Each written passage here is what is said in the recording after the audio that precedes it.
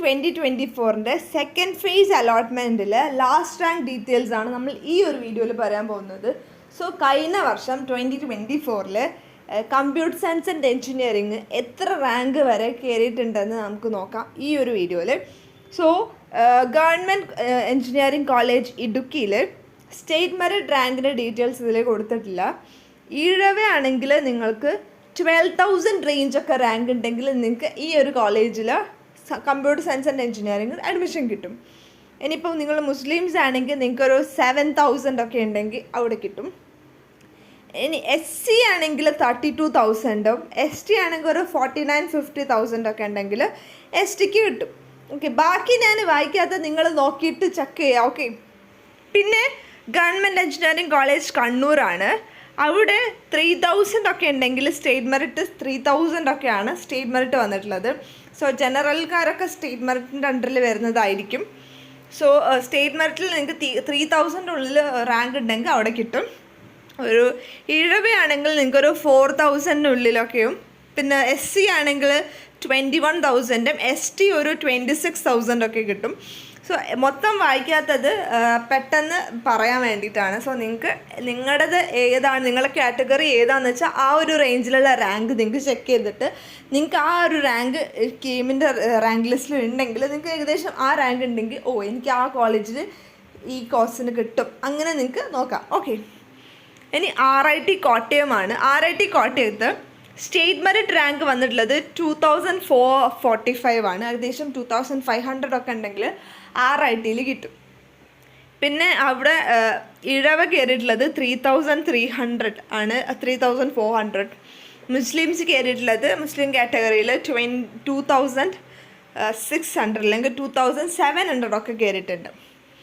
SC ആണെങ്കിൽ 16,000ഉം ST ആണെങ്കിൽ 41,000ഉം RITയിൽ കയറിയിട്ടുണ്ട്. ഓക്കെ, പിന്നെ വന്നിട്ടുള്ളത് MAC കോതമംഗലമാണ്. MACയിൽ 1,944 ആണ് ലാസ്റ്റ് കയറിയിട്ടുള്ള സ്റ്റേറ്റ് മെറിറ്റ് റാങ്ക്.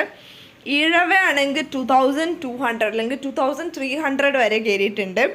ഇപ്പോൾ SC ആണെങ്കിൽ ഏകദേശം 15,000 വരെ കയറിയിട്ടുണ്ട്. ST ആണെങ്കിൽ ഒരു 46,000 വരെയൊക്കെ ഉണ്ടെങ്കിൽ MACയിൽ അഡ്മിഷൻ കിട്ടും.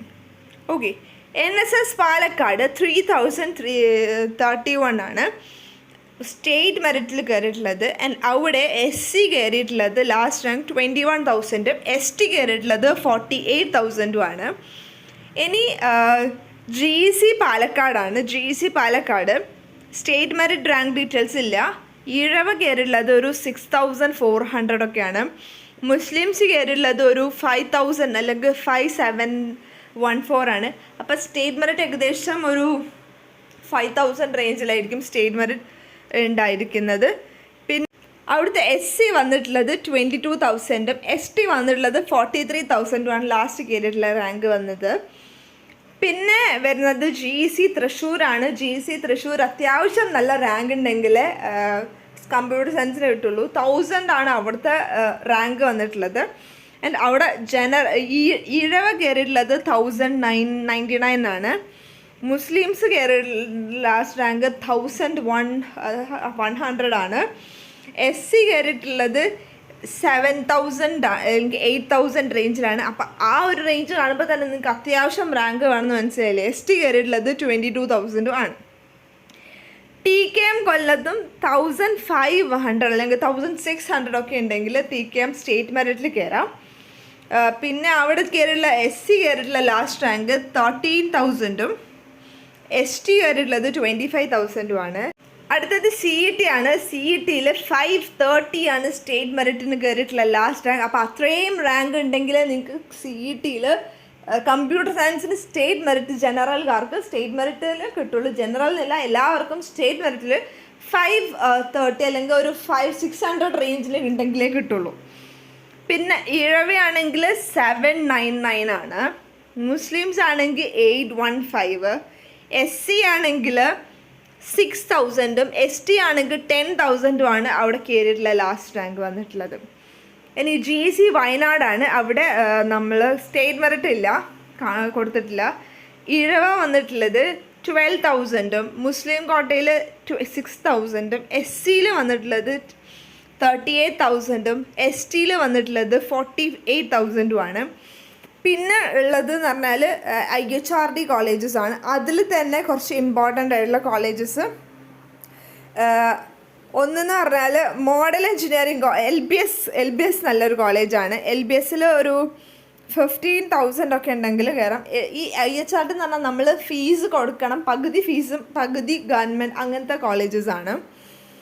പിന്നെ മോഡൽ എഞ്ചിനീയറിംഗ് കോളേജിൻ്റെ സ്റ്റേറ്റ് മെറിറ്റ് റാങ്ക് നിങ്ങൾക്ക് ശ്രദ്ധിച്ചാൽ കാണാം. അവിടെ 1,200 ആണ് കമ്പ്യൂട്ടർ സയൻസിന് കയറിയിട്ടുള്ള ലാസ്റ്റ് റാങ്ക്. കാരണം CETയും തൃശ്ശൂരും കഴിഞ്ഞാൽ പിന്നെ വരുന്ന ഒരു അടിപൊളി എഞ്ചിനീയറിംഗ് കോളേജ് മോഡലാണ്. ഫീസ് കൊടുക്കേണ്ട കോളേജ് ആണെങ്കിലും അത്യാവശ്യം നല്ല ഫീസ് തന്നെ ഉണ്ട് അവിടെ, എന്നാലും അവിടെ അത്രക്കും അടിപൊളിയാണ്. ഓക്കെ, സോ മോഡൽ എഞ്ചിനീയറിംഗ് കോളേജിൽ 1,200, 300 റേഞ്ചൊക്കെ ഉണ്ടെങ്കിൽ മോഡൽ കിട്ടും. പിന്നെ ഇതിൽ നിങ്ങൾക്ക് തന്നെ ചെക്ക് ചെയ്യാവുന്നതാണ്. ബാക്കി സെൽഫ് ഫിനാൻസിങ് കോളേജസ് ഉണ്ട്. പിന്നെ പറയാനുള്ളത് ഇവിടെ KMCTൻ്റെ ഒരു കോളേജ് ഉണ്ട്. KMCT കോളേജ് ഓഫ് KMCTയുടെ ഒരു കോളേജ് ഉണ്ട്, KMCT institute of emerging technology. Okay, KMT. ആ കോളേജിൻ്റെ പ്രത്യേകത എന്ന് പറഞ്ഞാൽ അവിടെ ഗവൺമെൻറ് ഫീസിലാണ് നിങ്ങൾക്ക് അഡ്മിഷൻ കിട്ടുന്നത്. സോ നിങ്ങൾക്ക് ഈ സ്റ്റേറ്റ് മെറിറ്റ് വഴിയാണ് നിങ്ങൾ അലോട്ട്മെൻറ്റ് വഴിയാണ് കയറുന്നതെങ്കിൽ നിങ്ങൾക്ക് ഗവൺമെൻറ് ഫീസ് ആയിരിക്കും അവിടെ ഉണ്ടാകുക. അതായത് ഒരു 10,000 അതായിരിക്കും അവിടുത്തെ ഫീസ് ഉണ്ടാവുക. ബാക്കി സെൽഫ് ഫിനാൻസിങ് കോളേജിലൊക്കെ 30,000, 40,000 ഒക്കെ ഫീസ് വരുന്ന കോളേജസ് ഉണ്ട്. പക്ഷേ ഇവിടെ ഗവൺമെൻറ് ഫീസാണ്. KMCTയുടെ ഒരു 2-3 കോളേജസ് ഉണ്ട്. അപ്പോൾ അതൊന്ന് നോക്കിയിട്ട് കൊടുക്കുക.